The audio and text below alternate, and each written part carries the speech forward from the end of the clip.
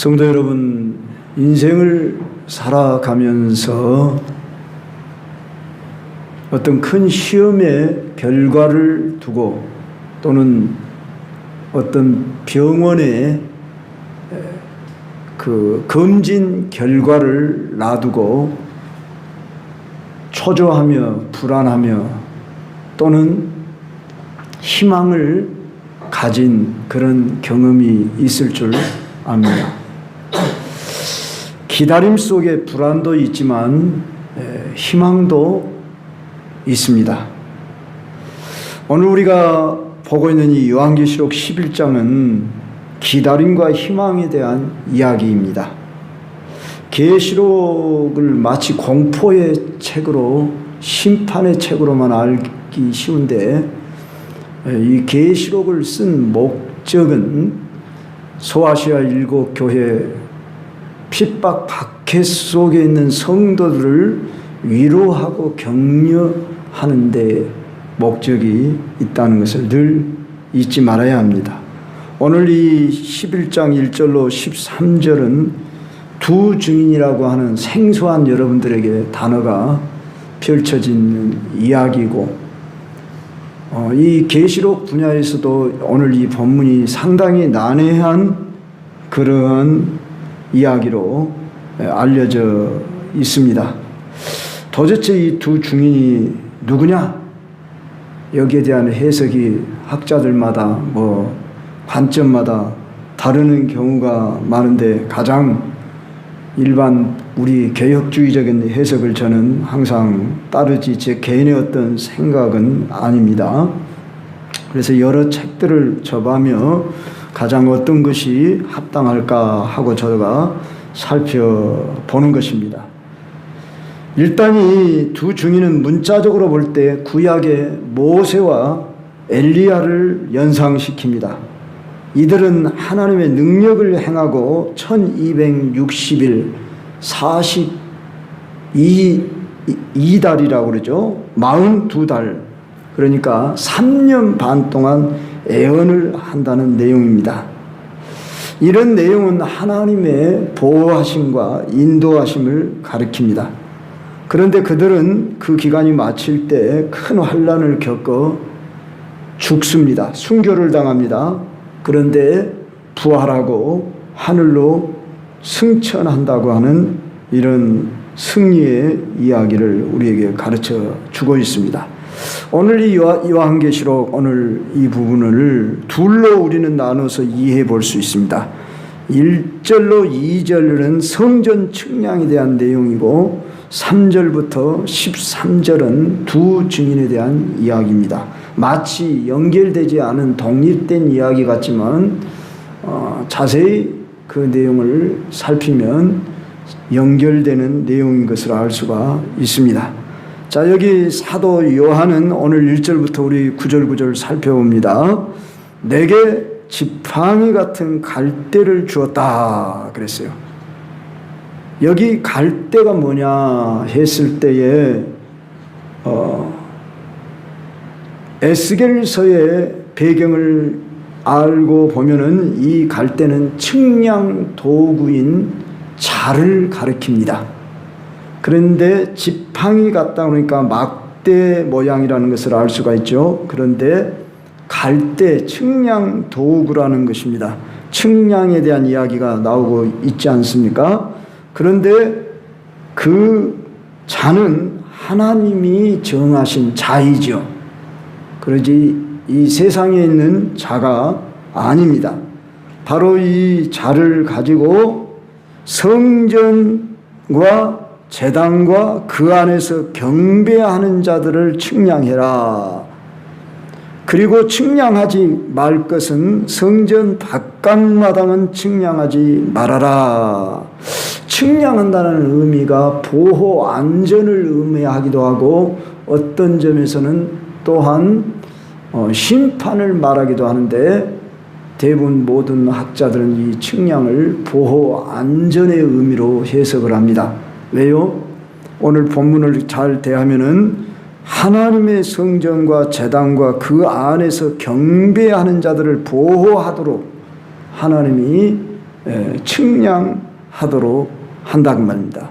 하나님이 정하신 그 기준에 의해서 그들은 보호를 받도록 하나 성전 바깥마당, 자 이게 무슨 말이냐면 구약의 성전에 대한 이해를 할 수 있어야 됩니다. 구약의 개념 속에서 성전은 이방인의 뜰이 있고 여인의 뜰이 있고 유대인의 뜰이 있고 그렇습니다. 이렇게 구별되어 있습니다. 그러면 여기서 성전 바깥뜰이란 마당은 이방인들이 거하는 땅을 말합니다. 그런데 그 땅을 측량하지 말고 그냥 두어라. 이곳은 이방인에게 주었은즉 즉 그들이 거룩한 성을 42달 동안 42달 3년 반이라고는 그런 기간이죠. 근데 이 기간을 또 어떻게 이해할 거냐? 세대론주의자의 해석들은 뭐 종말에 있을 1300년 반이다 뭐 이런 식으로 해석을 하곤 하는데 여기서 42달은 7년의 반입니다. 7이라는 숫자는 완전수입니다. 그 완전수의 반이니까 완전히 채워지는 숫자가 아닌 어떤 일정한 기간 3년 반이라고 하는 시간은 분명합니다. 그런데 이제 역사 속에서 이 3년 반 동안 황제 네로의 박해와 1차 로마 유대 전쟁이 3년 반에 걸쳐서 일어났답니다. AD 67년 봄에 이 로마 군대가 쳐들어와서 70년 9월에 그러니까 정확히 42개월 동안 이 예루살렘 성전을 파괴하는 일이 있었다. 과거론적으로 해석하신 분들은 그때를 가리킨다고 보기도 합니다마는 여하간에 우리는 이 3년 반을 우리가 뭐 어떤 무엇이겠다 그렇게 단정 지을 수는 없지만은 여하간 우리가 알 수 있는 것은 7년이 채워지지 않는 어느 부분적인 그 고난받는 기간인데 역사적으로는 이 로마 군대가 예루살렘 성을 에워싸고 점령하는 그런 박해 기간이었습니다. 그런데 이제 이것을 이상주의 상징적으로 해석하신 분들은 심지어 초대교로부터 재림까지의 전 이제 역사 기간이다 이렇게 해석한 분들도 있고 종말의 때에 대환란 중에 1300년 반이다. 방금 제가 이야기한 세대론적으로 해석한 사람들은 그렇게도 하고 그렇습니다. 여러분이 그런 것만 아시고 이제 어느 그 한 기간은 분명한데 자 누가 지금 짓밟힘을 당하냐 그러면은 성도들이 짓밟힘을 당하는 게 아니고 즉 불신 유대인을 비롯한 당시로는 불신 유대인이 그렇게 고난을 받았고 이제 초대교회로부터 그러니까 예수님 초림으로부터 재림 전 이제 복음 시대로 말한다고 하면은 이제 불신자들이 당할 환난을 말한다 이렇게 해석을 하는데 그렇게 보기는 저는 숫자적으로도 의미가 맞지 않다고 보는 것입니다. 자, 그런데 여기서 이제 중요한 것은 우리가 하나님의 참된 경배하는 자들은 측량을 받아서 보호를 받게 하신다는 것입니다. 그런데 측량받지 못한 저 이방 세력들은 짓밟힘을 받는다 이런 말씀입니다.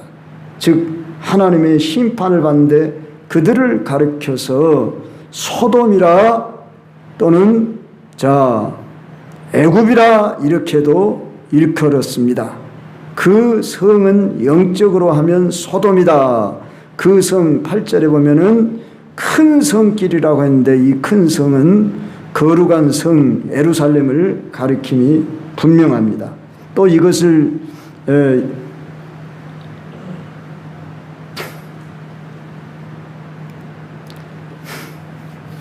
코가 근질해서 그렇습니다. 그저 세상을 가리킨다 이렇게 비유 상징적으로 해석하는 분들도 있습니다.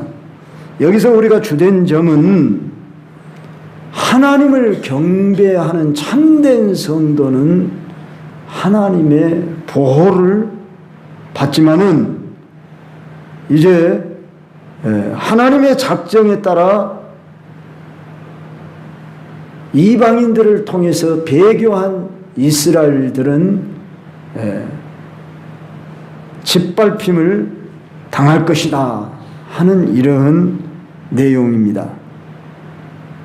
그런데 사도 요한은 또 누구를 보느냐 그러면 두 증인에게 권세를 주리니 하는 이런 다른 이야기가 3절부터 전개됩니다. 그러면 우리는 여기서 두 증인이 누구냐를 말하기 전에 두 증인이 어떤 사역을 하는가를 먼저 살펴봅시다. 그들에게 권세를 주는데 그들이 굵은 베옷을 입고 1260일을 예언한, 여기 1260일이 42달이요 3년 반입니다. 그 한정된 시간, 그러니까 1절 2절에서 이방인에게 짓밟힘을 당하는 기간도 42달, 두 증인이 굵은 베옷을 입고 애언하는 기간이 또한 42달, 1260일, 3년 반 동일한 그런 기간이 여기 나오고 있습니다. 여기 애언한다는 이 말을 우리는 그저 미래를 점친다고 하는 의미로 이해하기보다는 가장 개혁주의 보수적인 모든 성경학자들은 오늘날 복음 시대에 하나님의 말씀을 담대히 증언하는 이 복음 증거하는 일을 애언이라, 오늘 설교자들이 바르게 성경을 해석하고 선포하는 이 일이 바로 애언이다 이렇게 보는 것입니다. 자, 그렇다고 할 때에 그들은 누구냐? 4절에 이렇게 소개합니다. 이 땅의 주 앞에 서 있는 두 감람나무와 두 촛대니. 자, 이런 감람나무니 촛대니 하는 이런 말씀은 구약적인 배경을 이해해야 합니다. 특히 감람나무는 스가랴서에 나오고 있습니다. 그랬을 때, 자, 거기서는 두 감람나무라고 소개가 안 되고 한 감람나무로만 소개되는데 여기서는 두 감람나무고 지금 둘이라고 하는 숫자가 여기 주목되게 나타납니다. 두 증인, 두 감람나무, 두 촛대 했을 때 이 둘이라고 하는 숫자는 증거의 숫자, 증인의 숫자입니다. 그러니까 민수기, 신명기를 비롯해서 마태복음 18장에 보면은 증인은 반드시 2명 이상 되어질 때의 증거의 효력을 갖습니다. 그러니까 분명히 이것은 상징적인 언어임이 분명합니다. 그래서 요한계시록은 묵시문학적인 그런 상징적 언어가 많이 등장하고 숫자는 더더구나 그러합니다. 그런데 그 시대 사람들은 이것이 무엇을 가리키는지 밝히 알았던 것입니다.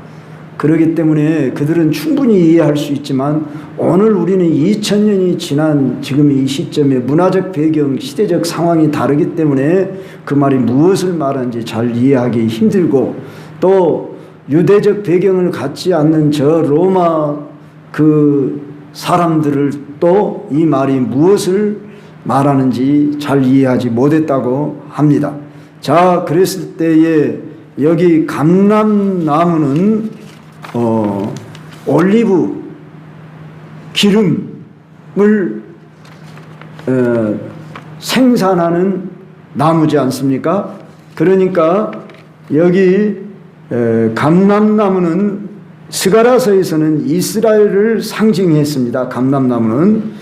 그런데 여기 둘이라고 하는 숫자는 증거의 숫자로서, 즉 성령의 교회를 가리킨다 이렇게 보는 것입니다. 그러니까 성령 받은 교회, 이게 두 감람나무라 그것입니다. 왜냐하면은 두 감람나무는 또 두 촛대와 같은 내용입니다. 그랬을 때 촛대는 교회를 가리킨다고 요한계시록 1장 20절에서 이미 말씀했기 때문에, 물론 가시적인 교회만을 말한다기보다도 참 교회를 말하는 것이죠.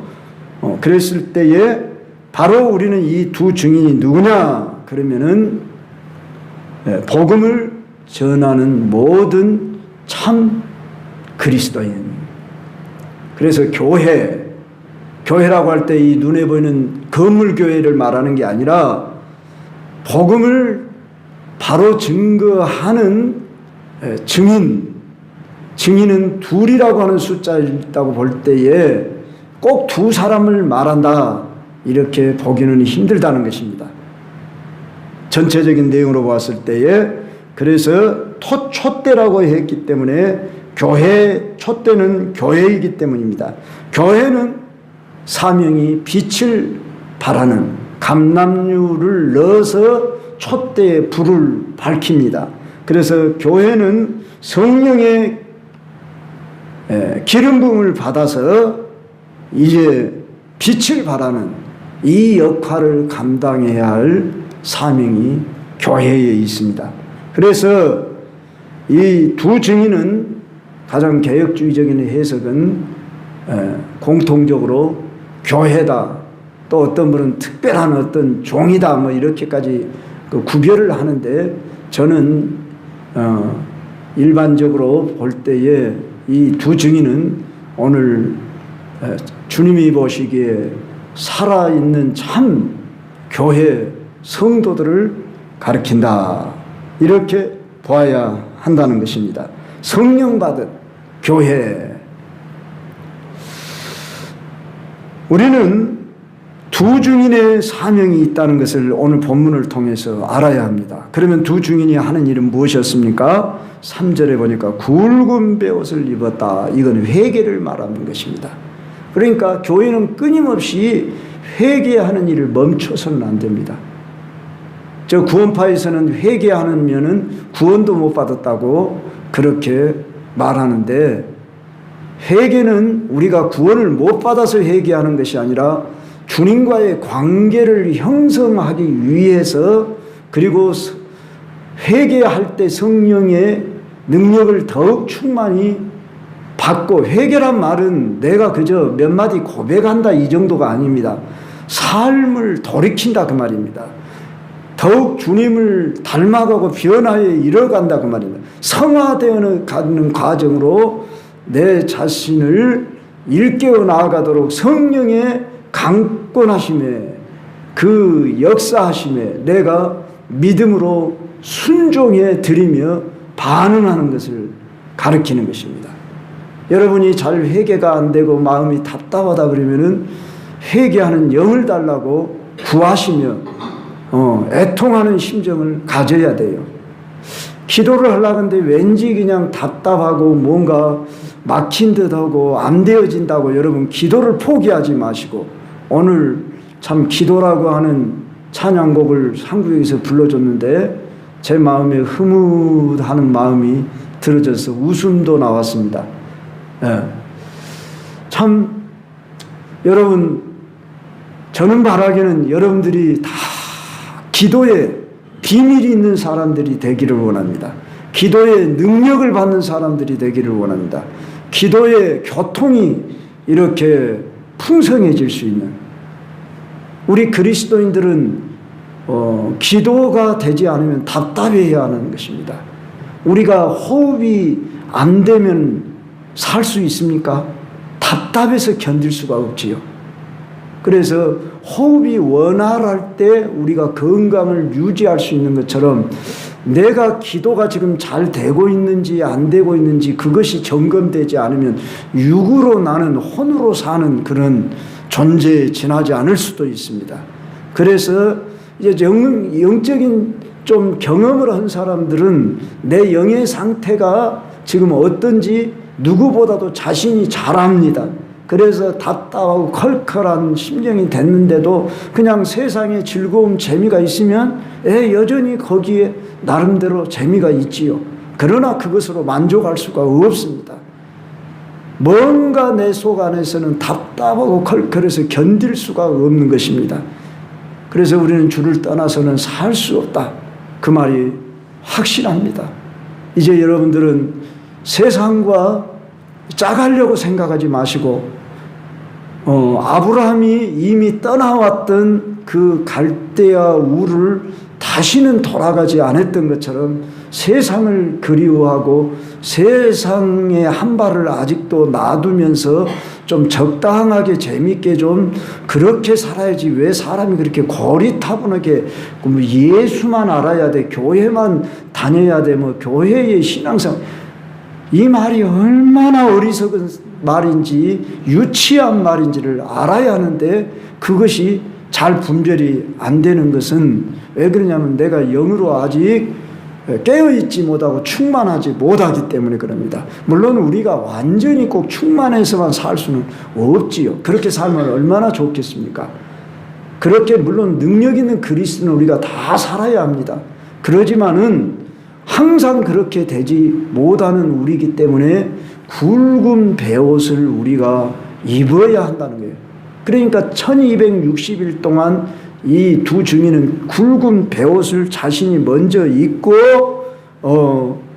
이제 사람들을 향해서 애언하는 이 일을 했더라는 것입니다. 자, 누구든지 그들을 해하고자 하면 그들의 입에서 불이 나와서, 이 불이 나왔다는 말은 실제 불이 나와서 사람을 삼켰다는 그런 의미보다도 그만한 권세를 가지고 능력을 가지고 그렇게 불이 나오는 것처럼 그렇게 역사를 했다. 누가 그들을 해하고자 하면 반드시 그와 같이 죽임을 당하리라. 영적으로, 물론 영적으로뿐만 아니라 육적으로도 우리가 권세 능력을 받으면 우리를 해하려고 하면은 하나님이 그들을 가만 안 둡니다.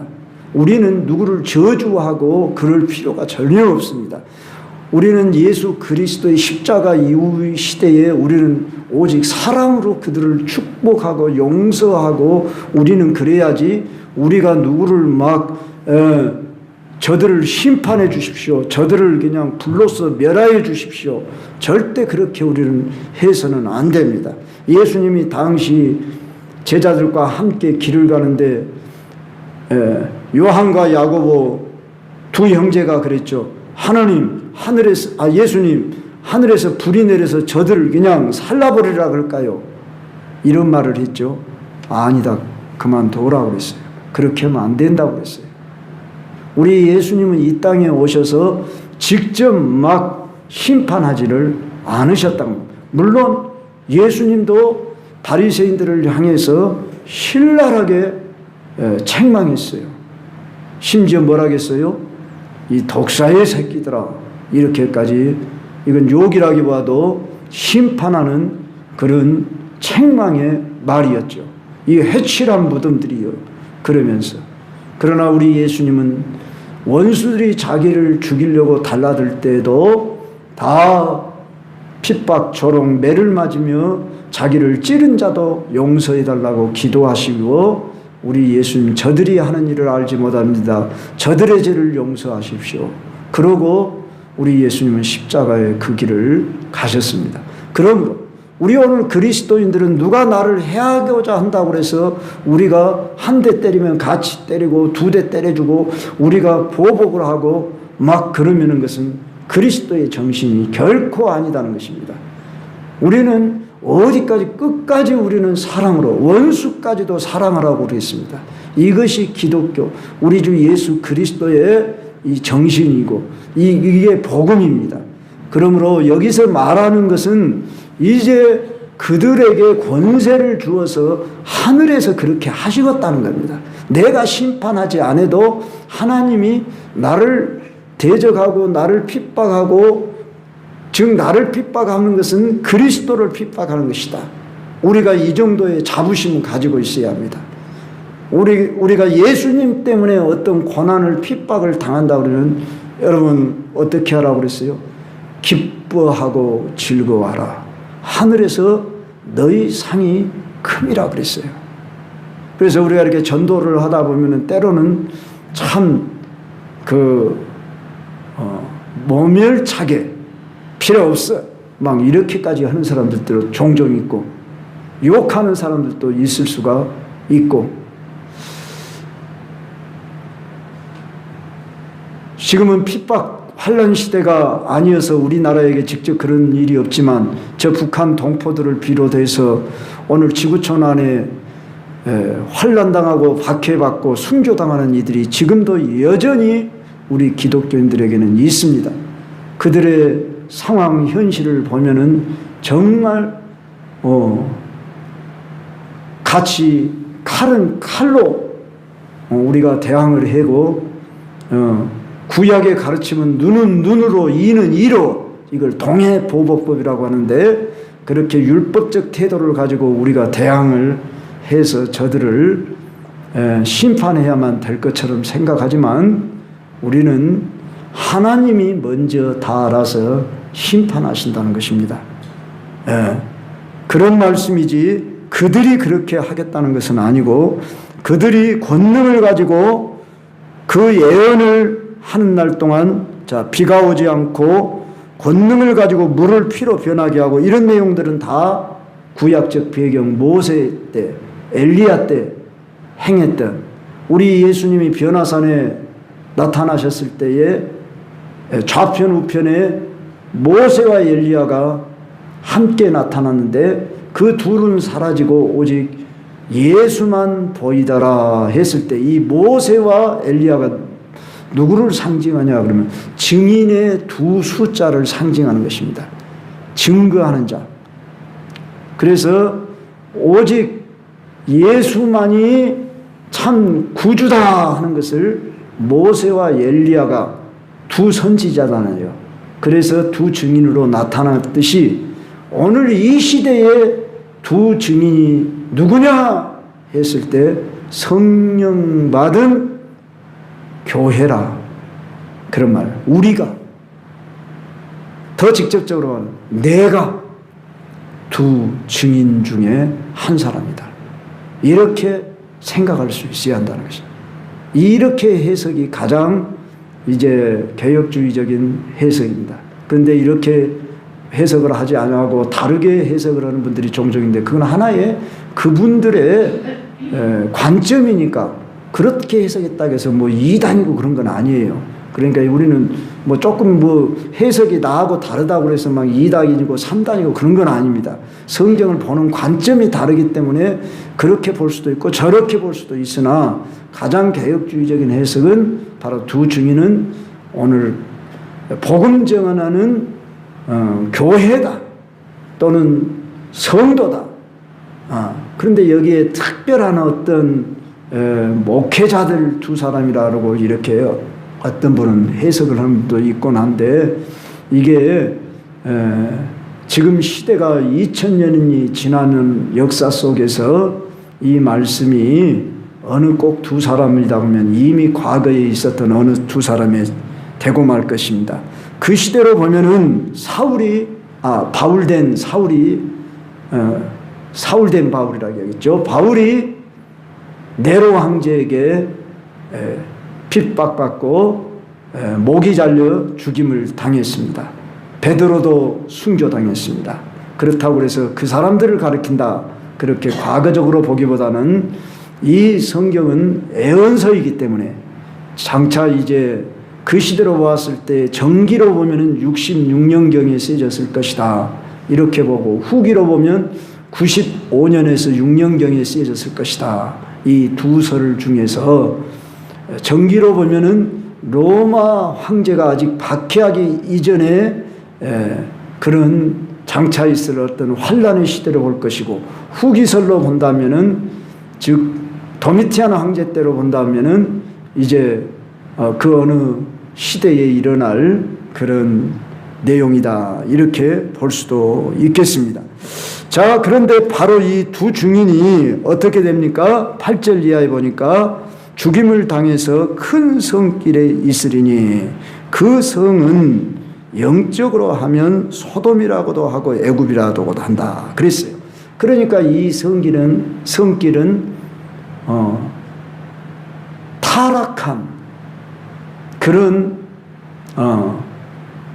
성길이에요. 다시 말하면 그 시대에 악한 자들이 득세하는 일에 합세해서 고난을 가져다 주는 일에 동조하고 그 성에 있는 사람들이 어떻게 했습니까? 그들이 죽임당하는 것을 보고 10절에 보니까 즐거워하고 기뻐하면서 서로 예물을 보내리라 그랬습니다. 시대마다 교회는 핍박을 받아왔습니다. 그럴 때 세상 사람들은 교회가 어려움을 당하면 기뻐하고 즐거워합니다. 코로나 기간 때만 해도 교회를 엄청나게 비난을 했습니다. 마치 코로나에 이 번식을 하는 주된 곳이 교회인 것처럼, 솔직히 교회가 물론 신천지교가 저 대구에 내려가 가지고 그 번졌던 것들 뭐 그런 예는 우리가 충분히 그런 예가 사실이었습니다. 그렇지만 일반 교회가 이 코로나의 주된 범죄의 온상지였던 것은 결코 아니었고, 교회는 철저하게 방역을 대부분 교회들은 그렇게 지켜가면서 했습니다. 그런데도 불구하고 제가 이렇게 그 코로나 기간에 보면은 교회 앞에 현수막을 걸어놓은 교회들이 종종 있었습니다. 뭐라고 걸어놨느냐? 교회가 미안합니다. 그러면서 그렇게 걸어놨습니다. 유독히 교회만큼은 그렇게 방역을 강조하면서도 병원이나 무슨 어떤 백화점이나 어떤 더 많은 사람들이 가는 곳에는 그런 방역 시스템을 적용하지 않았던 것입니다. 이런 이야기 하자면은 참 요사이 할 말이 많습니다만 이만큼 교회를 세상은 미워한다 그 말입니다. 제가 말씀드리고 싶어요. 불신 세상에서 오늘 성도들이 어떤 고난을 당하면 비웃고 조롱하고 거 봐라 너희들이 하나님 믿는다 그러더만 너희들도 뭐 별것도 없구만 그러면서 이렇게 비웃고 조롱하는 일들이 세상 나라에서는 얼마든지 일어나고 서로 예물까지 보낸다고 했습니다. 3일 반 후에 하나님께로부터 이 죽임을 당한 두 증인에게 뭐가 들어갑니까? 하나님의 생기가 들어가기 때문에 그들이 일어서니까 구경하는 자들이 크게 두려워하더라. 자, 이런 본문을 우리는 1차적으로 문자적으로 어떤 두 사람이 분명한 것처럼 보이지만 이걸 우리는 비유 상징으로 해석할 때에 교회가 환난을 당해서 핍박을 당해서 죽임당한 것처럼 교회가 다 그냥 멸절당한 것 같지만은 다시 교회를 일으켜 세우시는 하나님.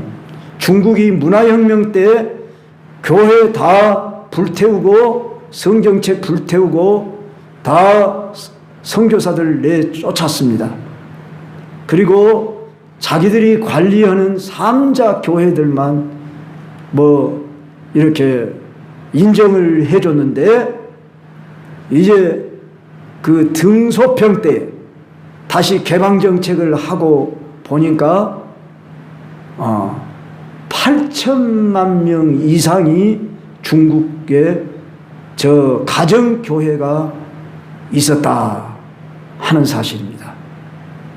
그러니까 핍박 고난 속에서도 교회는 실패하지 않았습니다.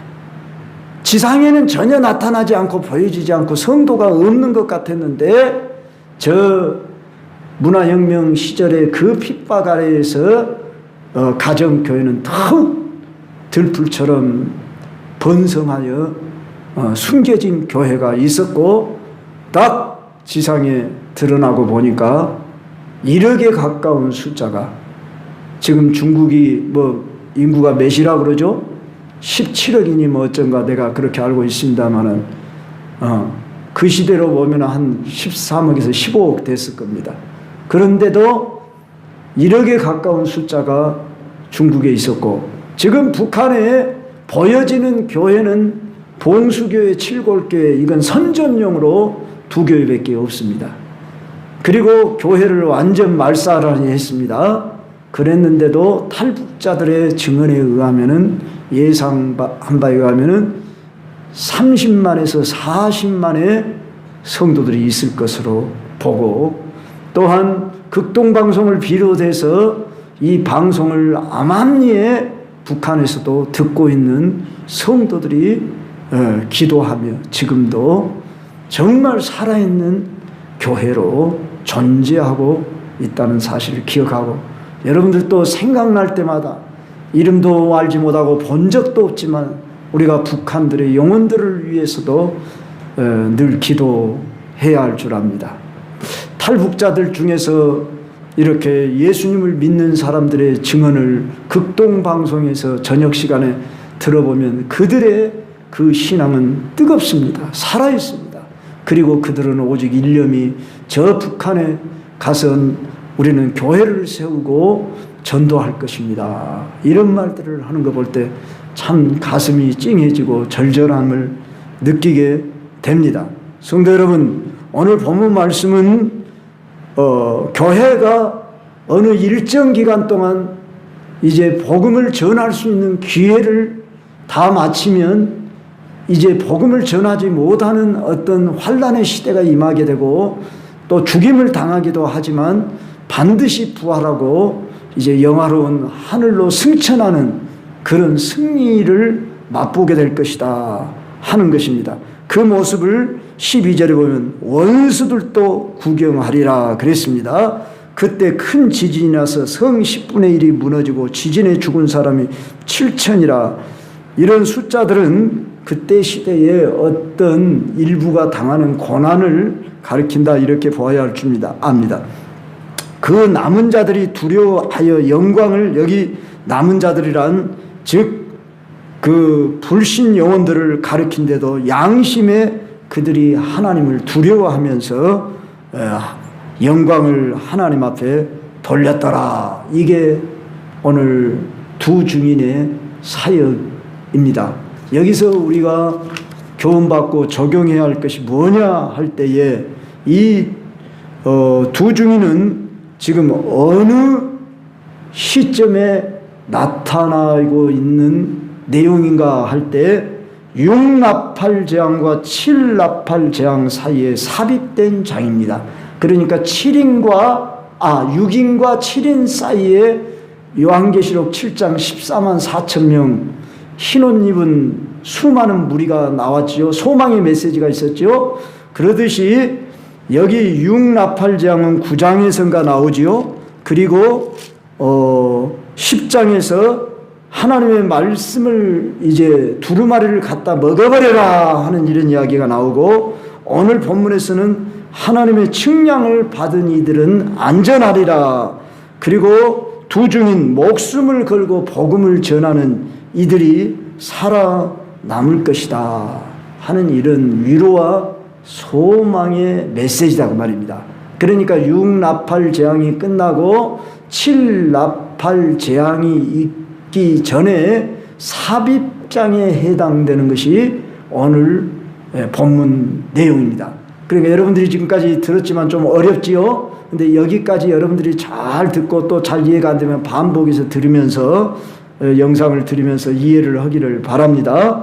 우리는 오늘 교회가 이만큼 우리 하나님의 관심 속에 두 증인이 교회라고 할 때에 우리는 이렇게 하나님은 두 증인으로서 우리를 증거해야 할 사명이 있단 말이에요. 교회는 예배하는 일과 증언하는 이 일이 아마 교회의 2대 사명일 겁니다. 교회에 모입니까? 예배하기 위해 모입니다. 경배하기 위해 모입니다. 그런데 이것도 형식적으로 외식적으로 우리가 하면은 참 성도에게서 탈락될 수가 있다는 겁니다. 그래서 여러분이 경배하는 예배하는 이 시간을 진심으로 전심으로 참 이렇게 나아오시고, 또한 이 예배당 문을 나서서 여러분이 어떻게 살아야 하는가 할 때 나는 예수 그리스도의 증인이다, 이렇게 여러분을 딱 정체성을 가지고 나가야 됩니다. 꼭 여러분이 뭐 예수 믿으세요, 예수 믿으세요, 교회 다니세요, 그 말을 해야만 한다는 말이 아니라, 그 말을 하든지 안 하든지 나는 예수 그리스도의 증인이다. 증인이란 말은 보고 들은 것을 나는 말하지 않을 수 없습니다 하는 이 확실함. 물론 우리는 입으로도 전해야 하지만 삶으로 증거하는 증인의 공동체로 부름을 받았습니다. 교회가 왜 존재하는가? 우리는 예배하기 위해서만 존재하는 게 아니라, 예배할 뿐만 아니라 우리는 6일 동안의 삶을 오늘 이 세상에 증거하는 증인이다. 이것을 여러분이 늘 잃지 말아야 합니다. 그럴 때 증거하는 증인이라고 할 때에 입으로만 증거한다는 게 아니라, 어떤 분은 그러죠. 전도는 열심히 하는데 삶은 형편없는 사람들이 있을 수도 있어요. 정말 전도자로서 정말 삶도 인격도 훌륭해야 할 것입니다. 제가 어제 참 훌륭한 전도자 하나를 만났습니다. 시간 관계상 내가 구체적인 간증은 그분을 통해 더 좀 사귀어보고 알아야겠지만, 그리 멀지 않는 교회에 다니는 권사님이었습니다. 그런데 참 제가 봐도 존경할 만한 그런 증인의 삶을 살고 있었습니다. 그래서 오늘날도 평신도라는 사람들 중에서도 얼마든지 그렇게 살아내고 있구나, 이것을 보았습니다. 성도 여러분, 물론 여러분들도 그 중에 한 사람입니다. 그런데 우리는 아직 완성되지 않은 미완성 가운데 있기 때문에 뭐 아직 다 되지 못했지만, 그렇기 때문에 훈련이 필요한 것입니다. 양육이 필요한 것입니다. 여러분들이 양육받는 것을 싫어하지 마십시오. 이것을 기쁘게 생각하십시오. 여러분을 누가 양육해 줄 겁니까? 나는 성령의 스승이니까 나는 개인적으로 내가 알아서 한다. 이건 교만입니다. 오전에도 말씀을 드렸지만 우리는 누군가에서부터 배워야 합니다. 초대교회 성도는 배우는 교회로 시작을 했습니다. 저 역시 끊임없이 배우고 있습니다. 사랑하는 성도 여러분이요, 목회자에게서도 배우시고 서로에게도 배우시고 교제를 통해서 배우시고 나누시고 주시고, 우리가 배우기만 해도 또 안 되잖아요. 줘야 합니다. 나눠야 합니다. 초대교회 성도들은 모이기를 힘쓰고 어떻게 했어요? 나누고, 코이노니아란 말은 코이노스라고 하는 공동체에서 나온 말로서 공동체적인 삶을 살아야 돼요. 근데 오늘날 어떤 일부 성도들이라는 사람들은 교회 생활하는 것을 싫어하고 자기 개인적으로 유튜브로만 신앙생활을 하는 분들이 갈수록 늘어나고 있습니다. 이것은 교회가 무엇인지를 알지 못하고 오해를 하고 있는 것입니다. 그래서 주님은 우리 오늘 어제도 말씀드린 대로 광증 경성교회라고 하는 이 유일한 교회는 여기밖에 없는 것입니다. 여기만 교회냐 저기도 있지? 아닙니다. 그 교회는 그 교회로서의 그 특성, 개성, 사명을 가지고 있고, 이 광주 경성교회는 우리에게 준 사명 여기밖에 없습니다. 저는 이런 확실한 분명한 정체성을 가지고 여러분들에게 지금 말씀을 전하는 것입니다. 제가 이 시간에 이 말씀을 전하도록 돼 있는 것도 성령이 역사해서 가능한 것입니다. 그러지 않습니까? 우리는 이 말씀을 들어야만 하고 이 말씀을 먹어야만 되고 이 말씀으로 살아내야만 하는 것입니다. 여러분들이 주일학교 교사다 그러면 주일학생 학생들에게 가르치고 있지 않습니까? 그들에게 여러분들이 심혈을 기울여서 한마디라 더 가르치려고 하는 것은 무엇입니까? 그들의 영혼을 사랑하기 때문에 그런 것입니다. 그러지 않습니까? 그들의 영혼을 살리고자 하는 목적에서 그러는 것입니다. 우리는 내게 주어진 양 한 마리 한 마리가 내게 준 그 사명으로 시공간 아래에서 주어진 우리에게 기회입니다. 우리가 하고 싶어도 주님이 허락지 않으면 할 수가 없는 것입니다. 우리의 생명도 주님이 허락하는 한 우리는 이 사명을 감당하는 것입니다. 그렇지 않습니까? 우리가 지금 이 시공간 아래서 저와 여러분의 만남 속에서 이 말씀을 듣는다는 것이 우리가 선택한 것 같지만 하나님이 허락하시고 이 말씀을 듣게 하셨고 이 말씀을 들어서 여러분들은 소화를 해내서 이 말씀으로 여러분의 양식이 되게 하셔서 이 양식을 힘입어 여러분의 영으로 살아내야만 하는 것입니다. 할렐루야. 그러므로 여러분이 긍정적으로 받아들이고 적극적으로 받아들이고 여러분들이 사모하는 마음으로 받아들여야만 하는 것입니다. 이것 말고 또 다른 거 좀 새로운 것 없는가? 그리고 쫓아다니는 사람들이 다 저 신천지가 있는 사람들이에요. 기존교회 성도들 중에 아마 3분의 2는 기존교회 다니다가 신천지를 간 사람들입니다. 오늘 우리는 내 교회에서 주신 양식을 가장 귀한 양식으로 알고 이 양식을 여러분이 몸부림치면서 오전에 들은 말씀 다시 리바이벌 하시고 오후에 들은 말씀을 또 한 번 읽어보고 이 말씀으로 살아내려고 몸부림쳐 보시고 아이고 우리는 생업을 가졌는데요. 예, 목회자 같이는 못할지라도 여러분들이 사모하는 마음 가지고 그 시간에만이라도 잘 들어주시면 될 줄로 압니다. 그리고 이제 여러분들의 삶의 현장에서 나는 복음의 증인으로 예수 그리스도의 증인으로 살리라. 그러면 성령이 여러분과 함께 하십니다. 생각이 그 사람을 바꿉니다. 생각에서 실패하면은 여러분이 이미 사단의 놀이개 또는 종로도 할 수가 있습니다. 그러므로 여러분에게 생각이 긍정적인 생각으로 바뀌어져야 되고 사모하는 마음으로 바뀌어져야 됩니다. 그래서 그 생각을 여러분들이 취하여서 그 생각을 주님이 원하시는 바로 증인의 삶을 나는 살리라. 그러면 여러분으로 하여금 증인되게 하십니다. 주님이 하시지 내가 하는 것이 아닙니다. 오늘도 우리 광주 경성교우들에게 이런 역사가 가득하시길